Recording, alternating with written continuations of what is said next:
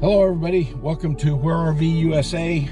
We're continuing our journey down the eastern seaboard. We're in Georgia today. We're going to go to a famous site that rivals Mount Rushmore called Stone Mountain. So stay tuned.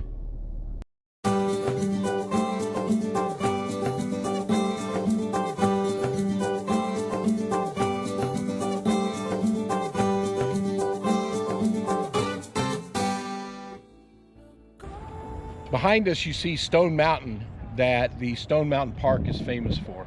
The bas relief etching that we're going to show you video of as we travel up the hill of Robert E. Lee, Stonewall Jackson, and Jefferson Davis, the President of the Confederacy, is incredible, especially when you understand the size of what you're looking at. It's larger than the faces on Mount Rushmore. Right. So let's go check that out. Heads up all you military members and veterans here at Stone Mountain Park. The normal 3 admission price is $35. However, if you're a veteran and you bring your ID with you, it's only $10. Incredible. Yes. There you go. And wristbands. Awesome. Go ahead.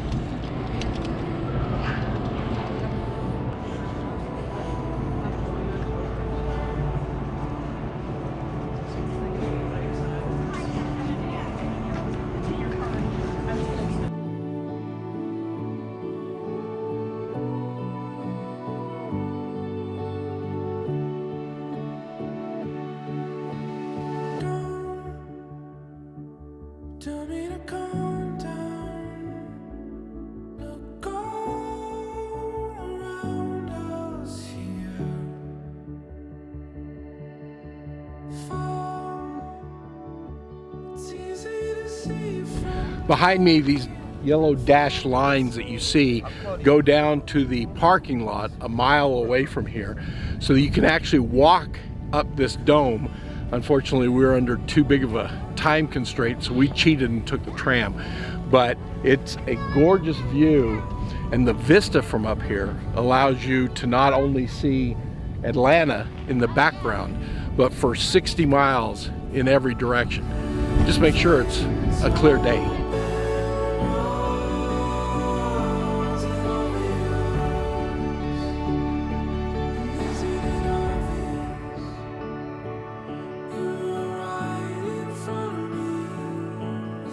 The lakes that you see are the byproducts of all the quarrying efforts. Over time, they filled with water and just added to the beauty of this location.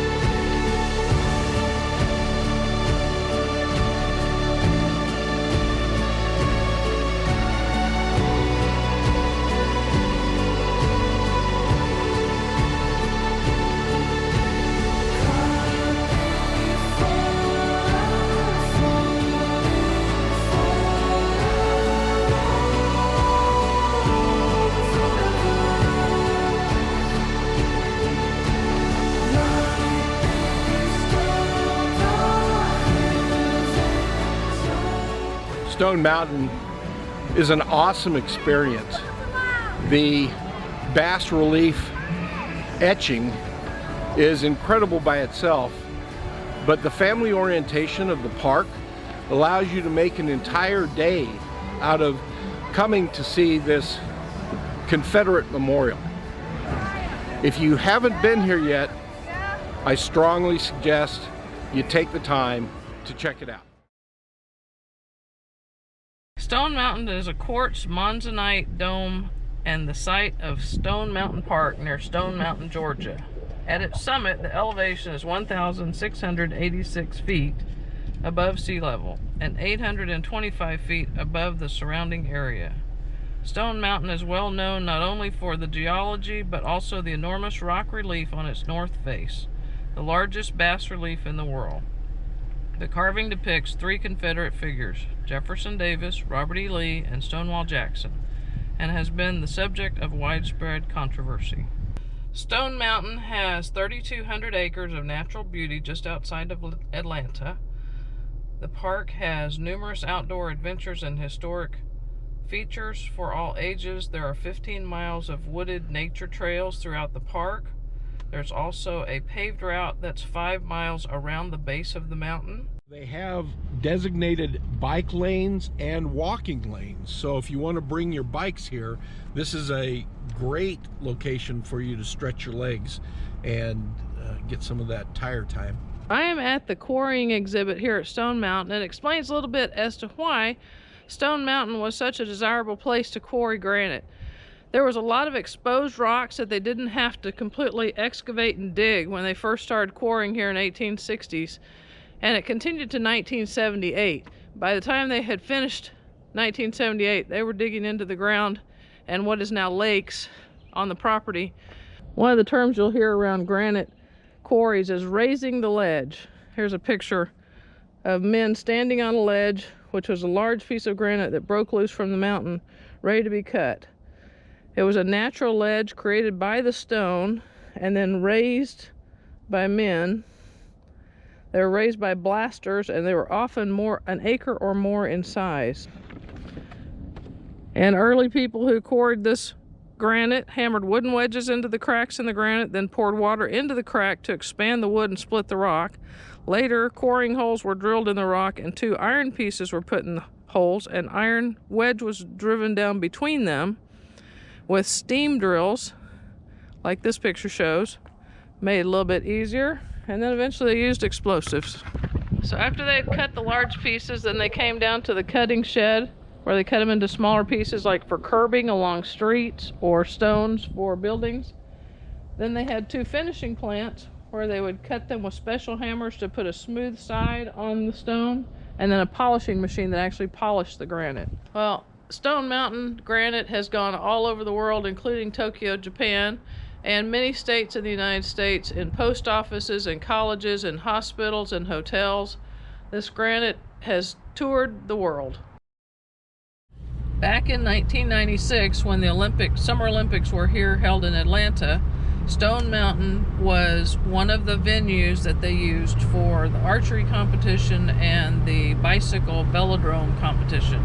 They've since repurposed those areas now to a large songbird aviary that you can go into.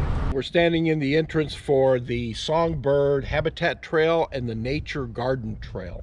And these trails are actually very short. They're family friendly. They're under a mile or less.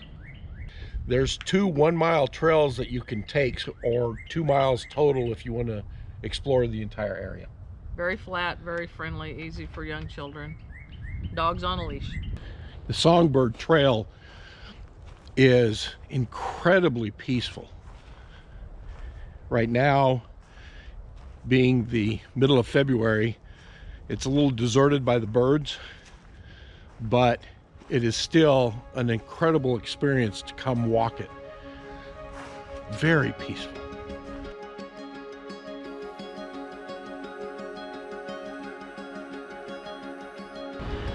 The Stone Mountain Covered Bridge was moved to its present location and preserved by the Stone Mountain Memorial Association in 1965. It was built in 1891 and repaired extensively in 1905 in Athens, Georgia, to span the Oconee River at College Avenue.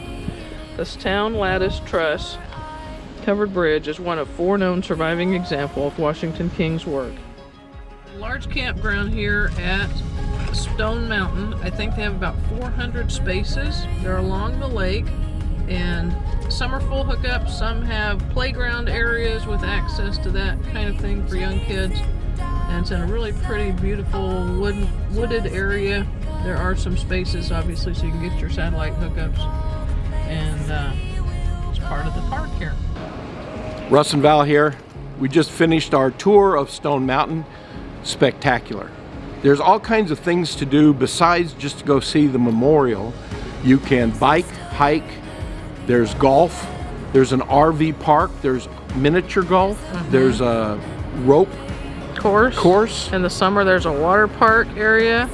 There's a train that goes all the way around the mountain. That's about a 5-mile train ride. Spring and summer you have a laser light show. During the winter you have a snow slide. Park, yeah. Snow park that you can... That's what's behind us, the red and white behind us. The Confederate Memorial is incredible. The reflecting pool creates a very somber environment. In addition to that, there's an awesome museum that details not only this part of the country, but the process that they went through to sculpt the relief that's behind us. Yeah, there was 3 carvers engaged over the time frame that it went from the 1914 to 1972 when it was completed. There's bike lanes, walking paths, more than 15 miles of them. To get to the top of the mountain, you can either take a sky tram or a 1-mile hike up the side. No matter which way you choose, the view from the top is spectacular. This is Russ and Val with Quarrying USA. We'll see you down the road.